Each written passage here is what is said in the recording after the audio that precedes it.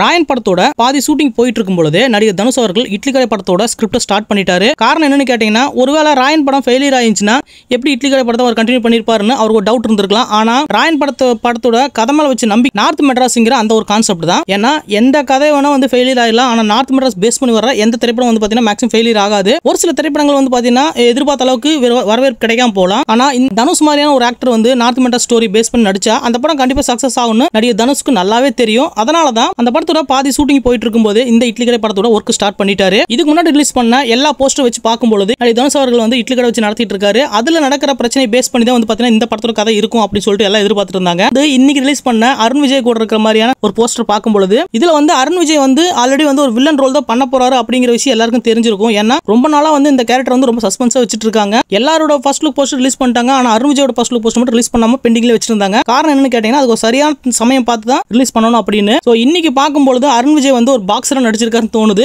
அருண் விஜய் வந்து பாத்தீங்கன்னா ஏதோ ஒரு காம்படிஷன்ல இருக்காங்க. அதுல வந்து நடிகர் தனுஷ் வந்து அருண் விஜய்க்கு ட்ரைனிங் கொடுக்குற மாதிரியும் அவர் வந்து ப்ரிப்பேர் பண்ற மாதிரி அவர் வந்து மோட்டிவேட் பண்ற மாதிரி தெரியுது. இந்த படத்தோட மெயின் வில்லன் யாருன்னு கேட்டீங்கன்னா அருண் விஜய் தான் சொல்றாங்க. அப்படி இருக்கும்போது எப்படி தனுஷ் வந்து அருண் விஜய் கூட இருக்காரு அப்படின்னு சொல்லி பார்த்தா, இட்லி கடை படத்துல இருந்து இதுக்கு முன்னாடி ரிலீஸ் பண்ண ஃபர்ஸ்ட் லுக் போஸ்டர்ஸ் வச்சு பார்க்கும்போது இது வந்து கண்டிப்பா வில்லேஜ் சம்பந்தப்பட்ட ஸ்டோரியா தான் இருக்கும் அப்படின்னு சொல்லிட்டு எல்லாம் எதிர்பார்த்துட்டு இருந்தாங்க. இந்த படத்தோட ஒவ்வொரு ஃபர்ஸ்ட் லுக் போஸ்டர் ரிலீஸ் பண்ணும்போதும் அந்த படத்தோட லொகேஷனையும் சேர்ந்து ரிலீஸ் பண்ணிக்கிட்டு இருந்தாங்க. ஆரம்பத்துல வந்து இந்த படத்தோட ஃபர்ஸ்ட் ஷெட்யூல் வந்து தேனியில் நடந்துச்சு. அப்போ வந்து பாத்தீங்கன்னா கண்டிப்பா இந்த படம் வந்து ஒரு வில்லேஜ் சம்பந்தப்பட்ட மூவி தான் அப்படின்னு சொல்லிட்டு கன்ஃபார்ம் பண்ணிக்கிட்டாங்க. அடுத்ததான் செகண்ட் ஷெட்யூல் வந்து எங்க நடக்குதுன்னு கேட்டீங்கன்னா சென்னையில நடக்குது. அதுக்கப்புறமா மூணாவது ஷெட்யூல் வந்து பொள்ளாச்சியில் நடக்குது. இப்போ நாலாவது ஷெட்யூல் வந்து ராமநாதபுரத்தில் நடந்துகிட்டு இருக்கு. மேபி வந்து இதுல சென்னையில் நடந்த ஷெட்யூல் வச்சு தான் இந்த ஃபர்ஸ்ட் லுக் போஸ்டர் ரிலீஸ் பண்ணிருப்பாங்கன்னு நினைக்கிறேன்.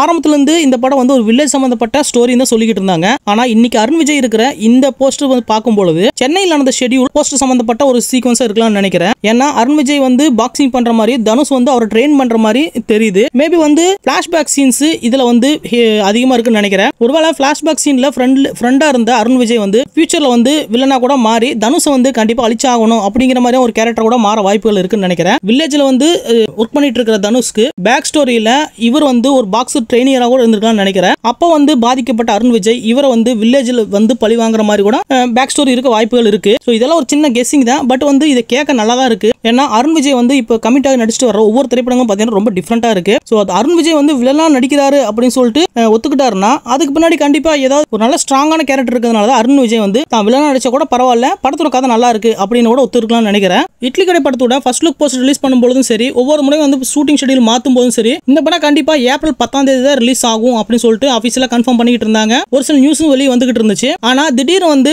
தல அஜித் குமாரோட பேட் அக்லி படம் வந்து ஏப்ரல் 10ஆம் தேதி ரிலீஸ் பண்ண போறோம்னு சொல்லிட்டு அஃபீஷியலா ஒரு போஸ்டர் ரிலீஸ் பண்றாங்க. இதனால இட்லி கடை படம் கண்டிப்பா தள்ளி போயிடும், ஏப்ரல் 24ஆம் தேதி தள்ளி போகும் அப்படின்னு சொல்லிட்டு எல்லாம் எதிர்பார்த்துக்கிட்டு இருந்தாங்க.